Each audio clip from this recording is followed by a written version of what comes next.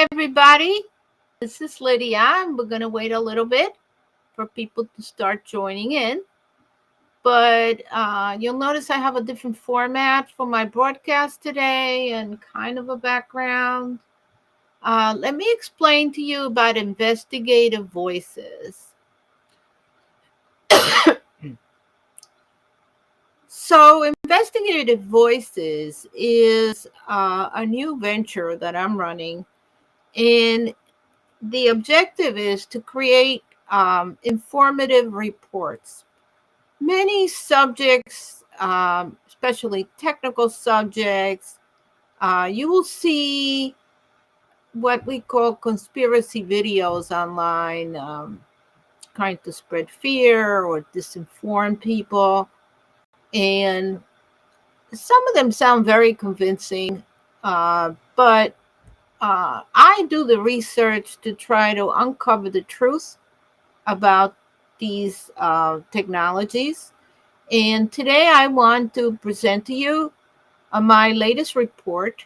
And these reports come out every couple of weeks. And I have a podcast called Investigative Voices with this logo behind me. You put it here. There you go. Um, and they're on Amazon. I also have a website, cloverleaf.pub, which I will put at the bottom here as a link. And you will see my streams have links to these books.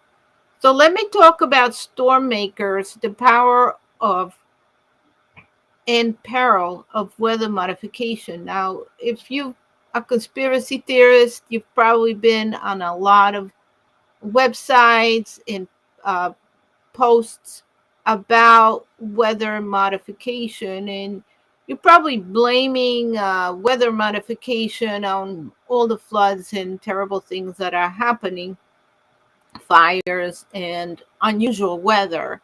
Other people will blame all of this terrible weather on climate change. Some people blame it on man-made storm modification or weather modification. And this report is going to give you the real information. It's going to explain to you what weather modification can do and what it can't do. So let me start by presenting this book to you. I have a written script here. Yeah, there it is. Okay, can't see it. All right. So today I'm excited to introduce to you to Storm Makers, the power and peril of weather modification. This report uncovers the incredible and sometimes unsettling reality of how humans are manipulating the weather. And this is true. So if you see conspiracy theory videos out there saying they're manipulating the weather, unfortunately, they're not conspiracy theories. It's true. Okay. They may not be presenting it in the right way, or they may have the wrong data or the wrong screenshots, but it's true. Um, Imagine controlling when it rains or stopping hurricanes before they hit land. That's the promise. But with great power comes great responsibility. And that's where the peril comes in. And weather modification is no longer science fiction, guys. From cloud seeding to and you know what, I think I'm going to remove this background. It's really annoying me, so let's see if we can kind of uh, I can't seem to do it, but it's not really working. Okay.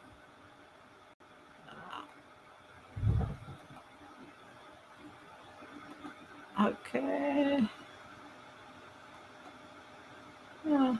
All right, I don't know how to do that, but next time I don't think I'm going to have the okay. All right. So let's continue. Weather modification is no longer science fiction. From cloud seeding to advanced geoengineering, governments and private companies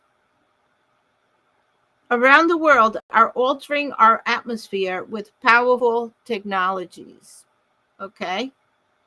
But while these methods can potentially solve problems like drought or wildfire suppression, they come with a major risk. In fact, what they're doing is quite the opposite. And you saw what happened in Dubai. In Dubai, Dubai was cloud seeding every day. Why were they cloud seeding? Well, their weather system is very dry, and they needed water for the city of Dubai. And the only way to get this water was to find a cloud that would normally rain onto the ocean. Okay, so they're not really hurting anybody. And when they kind of wait until it goes over Dubai, and instead of bypassing Dubai, they go out and they sprinkle it with the magic dust, and it's a series of chemicals. And once they sprinkle it, the rain pours, and it ends up being directed to the reservoir. Okay, so this is something they've been doing for a long time, but sometimes if weather is not stable, either more clouds can come in, or maybe there are too many clouds, or they sprinkle it and too much water comes down, and that water ends up flooding the streets. And that's what happened to Dubai. Well, these are just a few of the case studies that I show you in this report, where negative results have come from sprinkling magic dust on the clouds. On the video here, you see these are the other reports that I do, but if you look at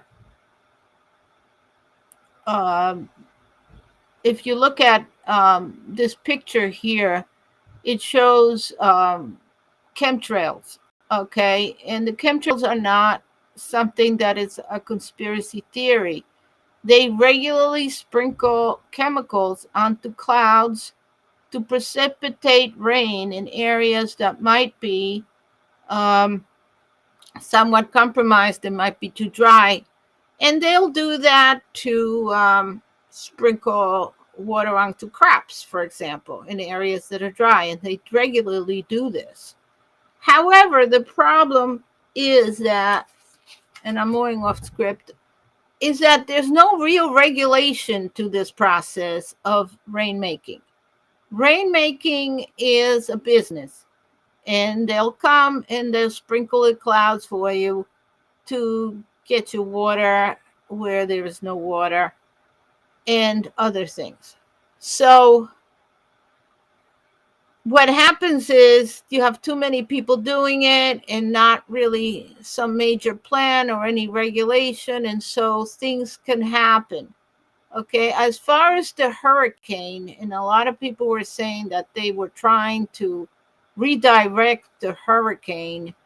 um, it's not a lie. They were at some point maybe trying to redirect the hurricane to stop it, but and there was evidence that there was some planes trying to either sprinkle it with dry ice or trying to sprinkle it with some other chemicals to see if they could redirect it, because they knew it was going towards Florida. But the last time they did that in 1940s, there was a project called Cirrus Project, in which a plane went up into a hurricane and just sprinkled dry ice into the center of the hurricane.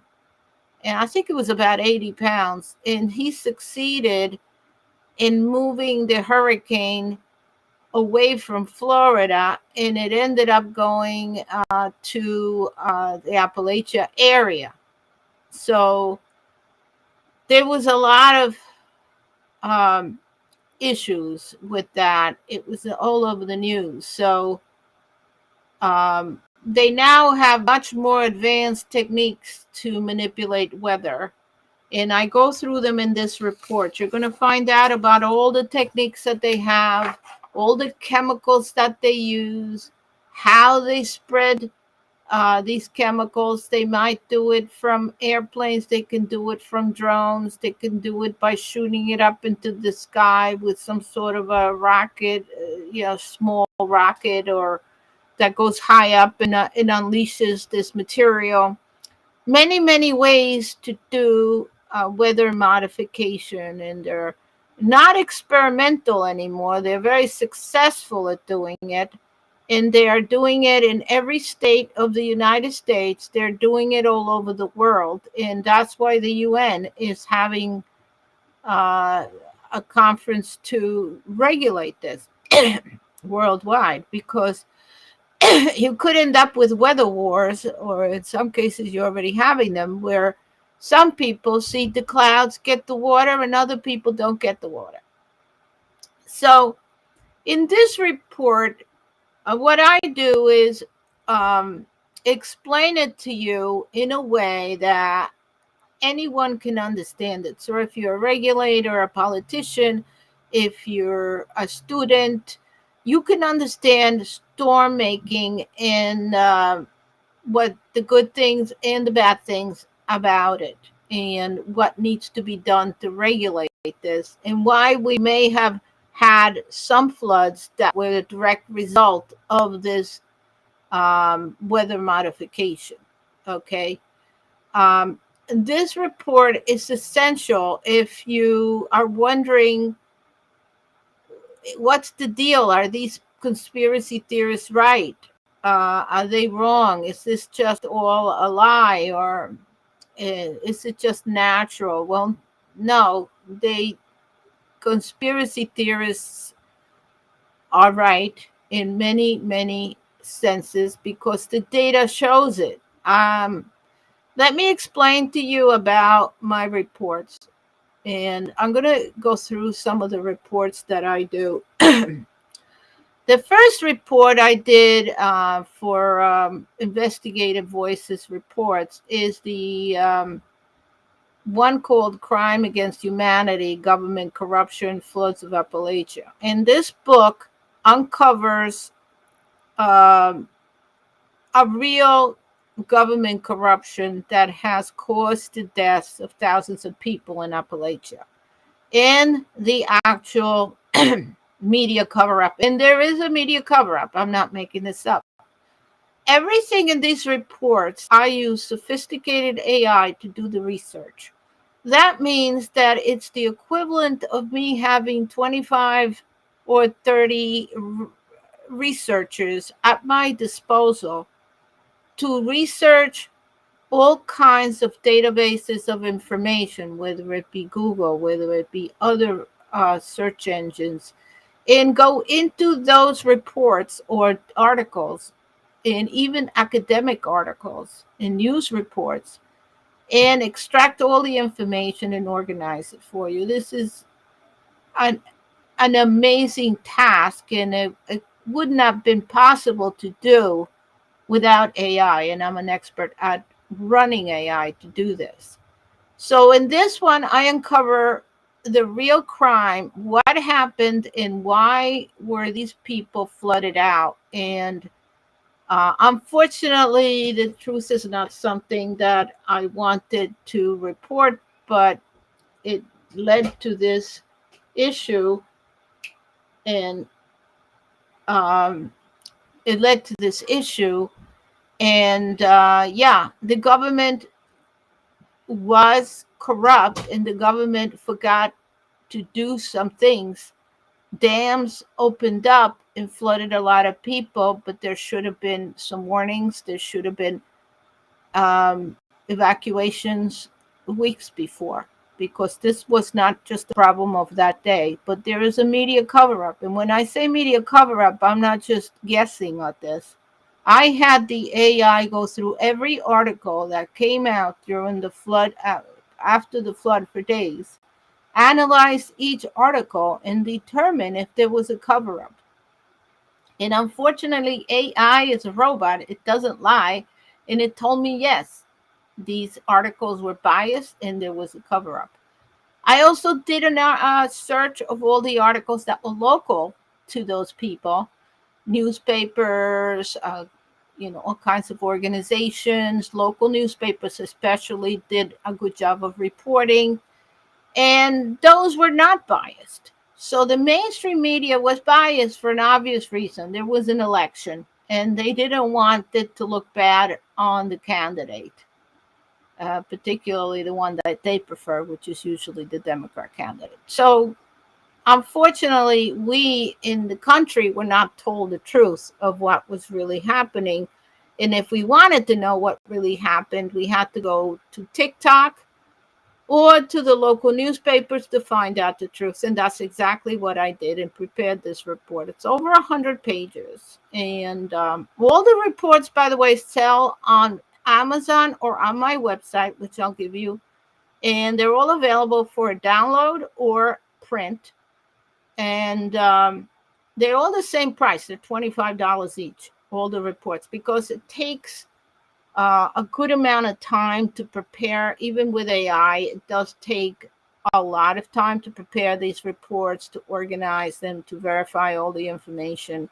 But you're getting a serious report. Everything is linked to actual references, and I make sure the references are not references that are iffy.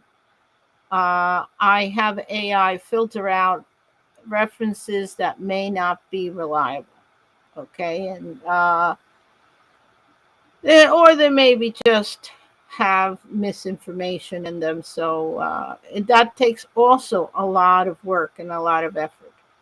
The one I just talked about, the storm makers, talks about all of the weather control manipulation that is taking place completely without any oversight and completely without any regulations. People just go up on their planes and sprinkle stuff in the air without anybody caring or listening. And we don't know what they're sprinkling. I mean, they're supposed to sprinkle certain chemicals, potassium iodide, some others, but we don't know what they're sprinkling. Okay, it could be dry ice, it could be some salts, it could be anything. Because all you have to do is put a particle up there and the ice kind of attaches to it and it precipitates rain. So there's no real regulation on what they're sprinkling up in the air. And there's no regulation on anyone could do this. Anyone with a license to dust crop could do it. Okay. So there's nobody looking up there to see what you're doing, except for maybe you putting it on internet and saying, "Oh, I saw chemtrails," and they're going, "Oh, you're just a conspiracy theorist." Actually, the UN disagrees. The UN says no, there are people doing this that shouldn't be doing it, and we have no way to stop them. So this kind of the report on storm makers kind of scared. I went out there thinking, "Oh, these people are conspiracy theorists. It's not that bad," and I scared myself with this report because when I found out the data, I was like, "Oh my God, this is terrible. They're sprinkling stuff up in the air and they're manipulating the weather, and they're doing it so much that they're starting to create." Like a domino theory, it just gets worse and worse, and you get big floods and big problems. So this is an essential report because it gives you all of the data, all of the organizations involved, all of the case studies, anything you need if you want to fight this in your town, in your state, if you're a student of this, if you're just following this topic, you're going to get pretty much everything you need in here. In this one, you have a lot of information. And the other one that I did in climate change is a very it's the kind of topic that people. Let me go back here. Oh, sorry, I can't get it on my pass. All right. It's the kind of topic that's so controversial because it has been so politicized. And so this topic of climate change It's been so politicized, and there's so many lies involved, and there have many more reports coming about the lies involved in climate change, that I said, I got to do some research to find out the truth about this. What is real and what isn't real? And my God, what I found out, I did research for 3 weeks using AI and found articles that nobody can find. The reason nobody can find these articles is because when it comes to climate change, that's a trigger keyword for Google or any other politicized search engine. And that means you can't really use that search engine. So AI has to use a different search engine. And we have to go through things like academic research and other sources of information. It's hard work. You have to give it instructions on how to detect political propaganda, how to detect conspiracy theories, how to detect information that's not reliable. And I do all of that. I have all those programs that are part of my AI interface. So when I get information, this is reliable information from scientists, from articles, from case studies. And the climate change hoax or reality, I'm not going to tell you which one it is. You're going to have to read the report to make up your mind for yourself. But I could tell you that the information I found out is pretty much damning. It is a highly politicized, it's so politicized that it no longer really a scientific term. If you're going to use a terminology, you have to use other terminology rather than these keywords, climate change, because climate change means absolutely nothing. The climate on Earth has always been changing and it will continue to change forever. It's, anything from ice ages to volcanoes to changes in rotation of the Earth. I mean, magnetic poles, all kinds of things are happening all the time. So to say the word climate change and not attach it to why it's changing is a meaningless term. It's not a scientific term. I think it's a political term to try to label legislation related to climate change. And the problem with climate change, and it's so politicized, is because the proponents of climate change have decided what the solution to it is. But these people have not decided the solution based on any kind of scientific data. They've decided they have some data to show that there might be climate change. And based on questionable data, which is also revealed in the report about the problems with the data, they decided what the answers are, what the solution is going to be. And they have never tested this solution. This is totally an experimental solution. They do not know by any sort of testing that these solutions they're implementing will actually work, or will they make climate change worse. As an example, one of the climate change solutions is geoengineering. And let's go back to this report, Stormmakers. They believe that by changing the weather, you could change um, what they perceive as a warming of the earth, which they perceive that to be the issue with why storms behave the way they do. First of all, they do not know if the warming of the earth, which is very small, is actually a result of the inputs from man that they claim are there. Okay. And that's revealed in the report. They don't know. There could be other reasons, and there are many other reasons the earth could be warming, and that gives you a whole array of reasons, including plate tectonics, which is something that is happening right now. You have cracks in the earth and in different continents, and people are all upset about it, but there's nothing you can do. The earth has been doing that for that's what the earth does. Okay, it moves around. So nothing's permanent with the earth. The climate is not permanent. The earth is moving around, the oceans are fluctuating. So it's hard to accept that instability on earth, and you have to blame it on something. Some people apparently think to make money out of all this instability, because this instability causes fear, and so you can sell them anything. At this point, they think a windmill is going to help, or they think a solar panel is going to help, or they might think that sprinkling dust on the clouds to make it rain is going to help. But the fact is, we don't know if any of this is going to help. All these things cost a lot of money. They also think paying taxes is going to help. More taxes, the more help.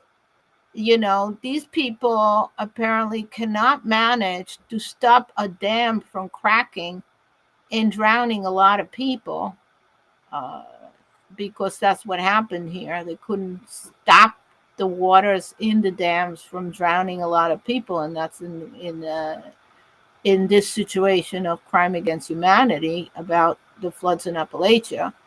But somehow they think that if you pay more taxes, you're going to stop plate tectonics, you're going to stop ice ages, you're going to stop all kinds of natural processes that are happening right now. Ice melts, which are part of the ice age cycle as well. And you're going to use dubious data with very little backup of this data, just few readings and some conclusions, to charge enormous amounts of money to people already that are in trouble financially, and start controlling food production and other things on a theory that these things are going to help stop climate change, which is an enormous, abysmal conclusion. You can never stop climate change, because natural processes changing the climate will never be changed by man. And at best, you could change a very small portion of it. And it's definitely not something that you could attempt to think you're going to halt climate change. But again, hoax or reality, you got to read the report. There's a lot of data in it, a lot of information, all taken from research reports. We go deep into the data that was taken in the history of what used to be global warming, as started by Al Gore in the past. And I remember Al Gore. He's still around though. And today. So this is an interesting report, and it's also great if you're doing research for school, for example. If you want to write a paper on climate change, you can read all.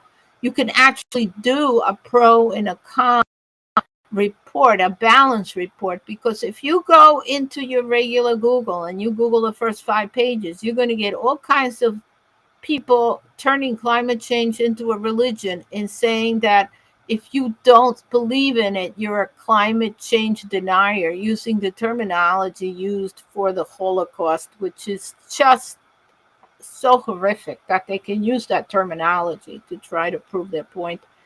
A denier. I mean, that's insane. So this is not, this is a balanced report. It has all the information, but it gives a voice to the people that have been saying that a lot of the climate change legislation is wrong, and it's abusive of people, and that it's not based on solid science. And then, but it does give you the science. It tells you, yeah, what things are true about it, and what things we may expect from the climate change. So these are the 3 reports. You can find them on my website. I have one that just came out on HARP. HARP is another way to control the weather, the ionosphere, and that one's a pretty nice report if you are interested in HARP, HAARP, and what that agency does in Alaska, and what their network is. I don't have the cover here, but yeah, that agency, that report is quite long, and it has all the information you'll ever need about HARP and the references, because I always attach extra references to the end so that you can go look for them yourself. This way, you don't have to do the searching and searching and searching through engines. You have all the URLs, you can just cut and paste them in. If you use the ebooks, you can cut and go directly to them. If you get a print one, you could just basically type them in, and it saves you a lot of time in research, and it gets you started if you want to become an expert on these topics. Of course, on HARP, for example, on that book, I have a whole list of places where you can take free courses in that topic and become an expert at it, and even from big universities. So these reports, I have many more that I'm writing. As I said, I'm an AI expert, and I use AI to research these reports into areas where you normally would probably get the propaganda and not the actual research, because it takes enormous amount of work to go through all those pages and figure out which is a good article and which isn't.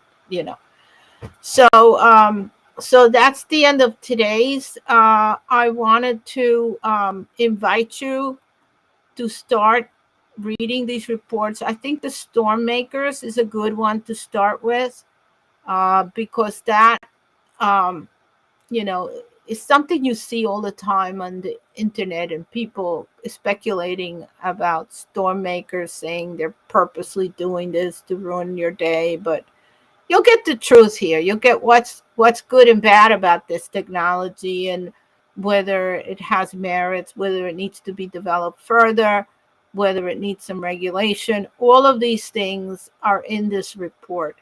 So watch for the links on the bottom of these, and watch and subscribe to my channels. If you're on YouTube, you can subscribe to the Cloverleaf Publications report. I also have podcasts. This whole report video, it's going to go onto a podcast, and usually I'm going to do them around this time, which is close to 3:30 to 4 o'clock. So I'm on Facebook. I'm going to be on LinkedIn and YouTube right now with these reports, and then there's the podcasts, which are um, they are um, distributed through normal podcast channels, including YouTube as well. So you have, I'm going to be trying to do these reports once a week. And right now, I'm only available once a week to do the live podcasts. I'm going to be touching on these subjects. So subscribe, follow me, and let me know if there are any topics that you would like to know more about and you would like me to do a report, and I'll put it on the list, because I right now have about 10 that I'm working on for these technical reports. Thank you very much. By the way, they're very inexpensive. Reports like this usually cost over $100. I'm giving them away practically for 25 because I want to get more followers. But these reports are substantial. They're substantial. They're over 120 pages each. They have a lot of text in them, a lot of research. And I think you're going to find these references, especially if you're in high school, if you're a teacher, if you are a politician, if you're a legislator, you're going to find these reports very useful. Thank you very much. Bye-bye, everybody. And again, subscribe and like these videos.